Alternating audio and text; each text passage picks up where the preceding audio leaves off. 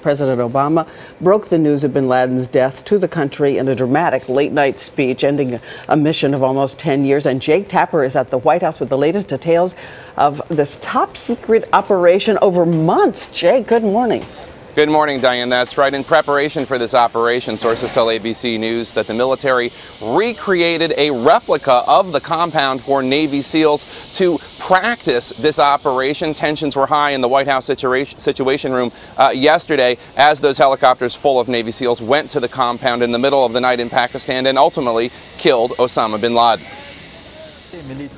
This is what bin Laden's compound looked like after the attack. The president was not 100% certain bin Laden was there. But the Navy SEALs launched the surgical strike and a firefight ensued. 40 minutes of an intense operation and firefight where U.S. forces killed public enemy number one, Osama Bin Laden, one of his adult sons, 2 couriers, and a woman used as a shield by one of the male members of Al-Qaeda. With 1 U.S. helicopter lost due to mechanical failure, the SEALs carried bin Laden's dead body onto the remaining helicopter and left the compound back to Afghanistan. The death of bin Laden marks the most significant achievement to date in our nation's effort to defeat Al-Qaeda. At the White House, it was a day fraught with tension. At 1 p.m., all the principal members of the president's national security team convened in the Situation Room.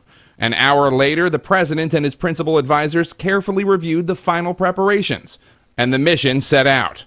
By 3:50, the president received first word that bin Laden may have been identified. By 7 p.m., the president was told it was indeed bin Laden, and with news that the Navy SEALs were all safe and back in Afghanistan, jubilation, hugs, and relief. It was only 2 days earlier, Friday morning at 8:20 a.m., when the president authorized the operation. At my direction, the United States launched a targeted operation against that compound in Abbottabad, Pakistan. And in the streets in front of the White House, celebration. Osama Bin Laden was buried at sea at 2 a.m. Eastern Time in accordance with Islamic law. And Diane, some more information that we're finding out today. This was actually Plan B. Originally in March, President Obama authorized a bombing of the compound by 2 B-2 stealth bombers dropping a few dozen 2,000-pound bombs. But President Obama was told that there wouldn't necessarily be any evidence bin Laden had been killed. And so they changed it to this more risky mission.